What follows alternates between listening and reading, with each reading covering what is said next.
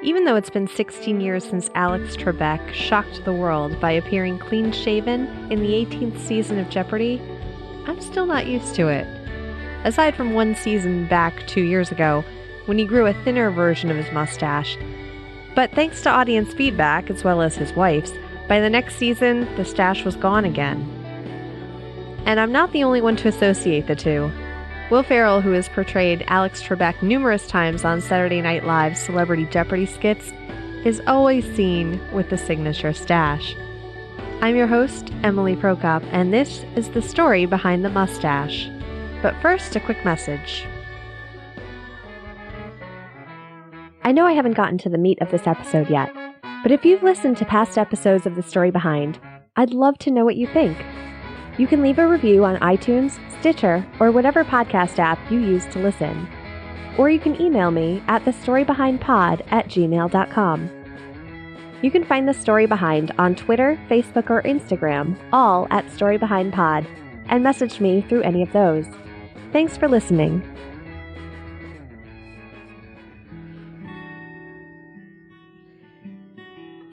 If you listened to the last episode of The Story Behind Beards, you can probably guess that mustaches went in and out of fashion like beards did. In fact, it was very rare one would have been in fashion while the other was not. The styles have evolved over time, with one of the more popular types of mustaches coming from the art of the 1600s, specifically portraits done by Sir Anthony van Dyke of King Charles I, who sported a pointed goatee and handlebar mustache combination. Sometimes it's referred to as the Charlie, but more often, it's called a Van Dyke. And some behind the scenes of my research for this episode, I scoured the internet, and to my knowledge, beloved actor Dick Van Dyke has never been photographed with a Van Dyke mustache, unfortunately. But toward the end of the century, facial hair went through another dip in popularity, so much so that when Tsar Peter of Russia returned from his tour of Western Europe in 1698, he is said to have pulled out a razor and began shaving guests at his welcome home party, and decreed faces must be kept clean-shaven to emulate the hairless faces of the West.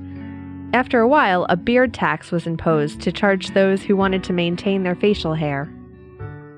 Mustaches came back into style during the Victorian era. Actually, it came back so much that a new utensil was invented. And I'm surprised I didn't find any of this in my research in the Story Behind Sporks I did a few weeks ago. This was a spoon that had a mustache-shaped cutout over the bowl of it to protect one's mustache from anything he could be eating. It was called, of course, a mustache spoon.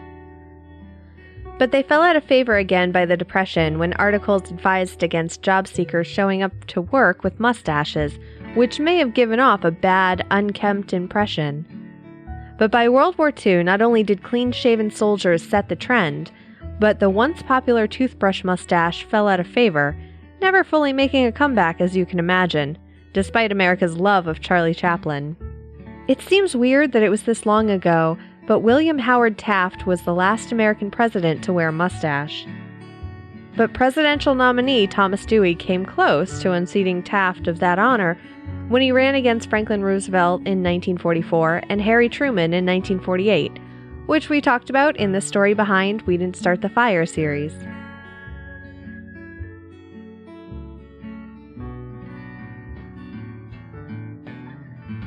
Who's the first person you think of when you hear the word mustache? Maybe Teddy Roosevelt with his walrus mustache. A favorite also of Wilford Brimley. Sorry, I can't say his name without imitating him. Wilford Brimley. Wilford, you know who I'm talking about. Anyway, maybe it's the iconic chevron mustache on Freddie Mercury, Burt Reynolds, and Tom Selleck. Or maybe even Hulk Hogan with his signature horseshoe mustache, not to be confused with the Fu Manchu, which goes down to the chin like Hulk Hogan's, but is only connected at the face above the lip. And if you're wondering where the Fu Manchu came from, it was named after Dr. Fu Manchu, a character most often portrayed as an evil genius in novels, movies, radio, and comics in the first half of the 20th century.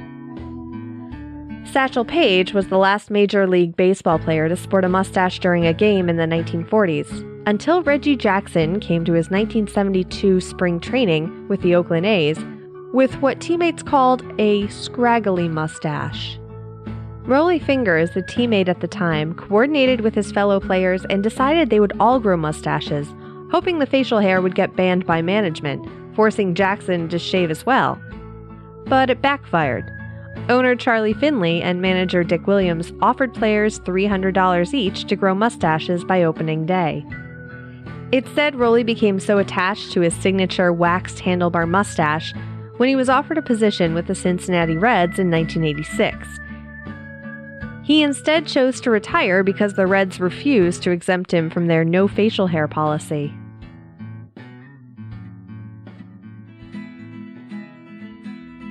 Two years after Alex Trebek said "What is goodbye" to his iconic mustache, two friends in Melbourne, Australia, were talking fashion trends in a bar and decided it was time to bring the mustache back.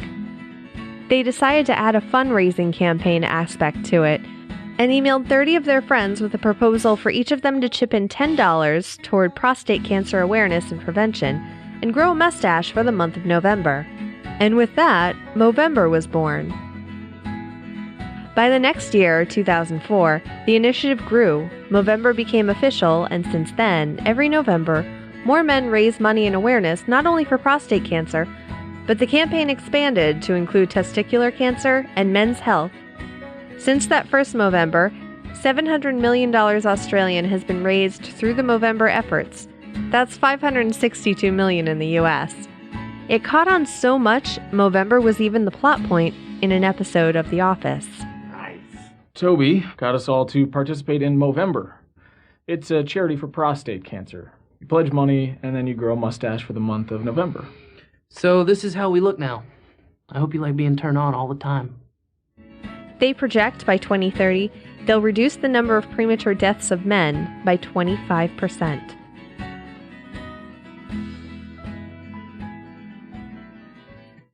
Thanks to Nick from the Epic Film Guys for providing a picture of his luscious beard for Monday's episode art for the Story Behind Beards when I asked for someone's picture in the Story Behind discussion group on Facebook. Information for this episode was sourced from the BBC, Gizmodo, and Movember.com, and more links which can be found in the show notes at thestorybehindpodcast.com. Want to talk more about this episode or past episodes of The Story Behind? Or want to volunteer for future episode art? Join the Story Behind discussion group on Facebook by clicking the link in the show notes. And just as an FYI, I'll be taking a bit of a break for the summer, but I will be back in August with more episodes of The Story Behind. Thanks for listening.